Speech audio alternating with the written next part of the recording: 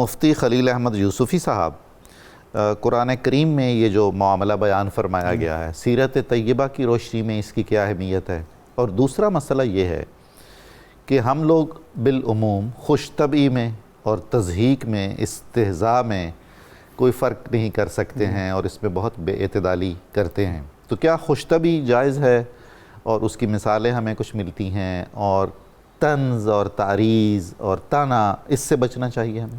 بسم اللہ والصلاة والسلام علی رسول اللہ۔ قبلہ ڈاکٹر صاحب، یہ جو موضوع ہے یہ انسان کی عزت و وقار کو بڑھانے کے لیے بڑا اہم ہے۔ جو شخص اس بات کا فرق نہیں محسوس کر سکتا کہ مذاق اور مزاح میں کیا فرق ہے، سبحان اللہ، اور کہاں کون سی بات کرنی ہے، کس جگہ بولنا ہے اور کس جگہ نہیں بولنا، تو ایسے انسان معاشرے میں اپنی عزت بنانے کی بجائے اپنا برا نام مشہور کر لیتے۔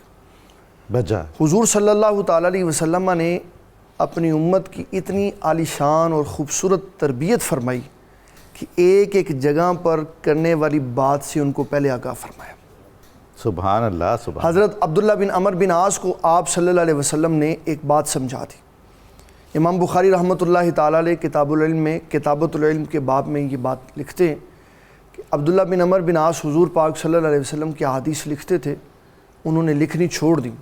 کچھ کبار کہنے لگے کہ نبی صلی اللہ علیہ وسلم کبھی کسی موڈ میں ہوتے ہیں، کبھی کسی موڈ میں، تو ہر بات نہ لکھا کرو۔ تو نبی صلی اللہ علیہ وسلم نے ان کی تربیت فرماتے ہوئے ایسے اپنی انگلی سے اپنے ہونٹ مبارک کی طرف اشارہ کر کے فرمایا عبداللہ بن عمر بن عاص لکھا کرو، اس منہ سے سچ کے علاوہ کبھی کوئی بات نہیں نکلے۔ سبحان اللہ، لکھا کرو تم۔ سبحان اللہ، سبحان تو یہ پہلا معیار بتایا کہ آپ نے ہمیشہ بات صحیح کرنی ہے، اور کس موقع پر کون سی بات کرنی ہے اس کو بھی نبی صلی اللہ علیہ وسلم نے بیان کیا، یعنی حتیٰ کہ مزاح میں بھی حقیقت پر۔ جی بالکل، اس میں بھی جھوٹ بولنے کی قطعی طور پر اجازت، اشارے میں بھی، کنائے میں بھی، بچے کے ساتھ بھی جھوٹ بولنے کی اجازت۔ اللہ اکبر۔ حضور پاک صلی اللہ علیہ وسلم کی بارگاہ میں ایک خاتون تھی، تو اس نے اپنے بچے کو بلایا، تو آپ نے فرمایا تو نے اس کو کیوں بلایا؟ کہا جی میں نے اس کو کھجور دینی تھی۔ آپ نے فرمایا اگر تو نے اس کو کھجور نہ دینی ہوتی اور ویسے ہی کہا ہوتا کہ میں نے کھجور دینی ہے، تو فرمایا یہ بھی تیرا گناہ لکھا جاتا۔ اللہ اکبر۔ اتنی بھی کسی کے ساتھ سیدھے راستے اور سے تاکید کی گئی ہے، بات کرنے کی اجازت نہیں۔ آپ صلی اللہ علیہ وسلم کا جو مزاج گرامی ہے، آپ صلی اللہ علیہ وسلم کے چہرے کی جو خوبصورتی ہے اور اس پہ جو ہمیشگی کی مسکراہٹ ہے، سبحان اللہ، بہت سارے کافروں کے ایمان کا سبب بنی ہے۔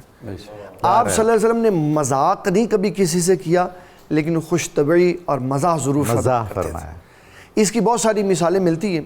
ایک خاتون نبی اکرم شفیع معظم صلی اللہ علیہ وسلم کی بارگاہ میں حاضر ہوتی ہے اور عرض کرتی ہے، بوڑھی ہے، کمزوری سے چل رہی ہیں، اور عرض کرتی ہیں حضور میں جنت میں جاؤں۔ تو آپ صلی اللہ علیہ وسلم نے مزاج دیکھ کر اس کے ساتھ خوش طبعی فرمائی۔ آپ نے فرمایا آپ جنت میں نہیں جائیں گے۔ تو وہ پریشان ہو گئی کہ یہ کیا ہوا؟ تو آپ صلی اللہ علیہ وسلم نے فرمایا نہیں، اس بڑھاپے کی کیفیت میں نہیں جاؤ گی، اللہ تمہیں جوان کر کے جنت میں بھیج دے۔ بوڑھیاں جنت میں نہیں بوڑھیاں جنت میں نہیں جائیں۔ یہ نبی صلی اللہ علیہ وسلم کا اس کے ساتھ ایک انداز محبت تھا۔ پہلے اس کو بات بتائی، پھر اس کے حوصلے کو بڑھایا۔ ان کی بھی کیا شان ہے جی، رسول اللہ صلی اللہ علیہ وسلم نے مزاح فرمایا ان سے۔ کیا بات۔ ایک صحابی کے بارے میں آتا ہے، ان کا نام ہے زاہر بن حزام۔ یہ اپنی شکل و صورت کے اعتبار سے بڑے سادے سے آدمی تھے، دیہات سے آیا کرتے تھے۔ تو ان کا کام یہ ہوتا تھا کہ ہر دفعہ آتے ہوئے نبی صلی اللہ علیہ وسلم کے لیے کوئی تحفہ لے آتے۔ تو ایک دن بازار سے تحفہ خرید رہے تھے، تو نبی صلی اللہ علیہ وسلم بھی وہاں تشریف لے آئے۔ تو آپ نے پیار سے ان کی آنکھوں کے اوپر ہاتھ رکھا۔ سبحان اللہ، سبحان اللہ۔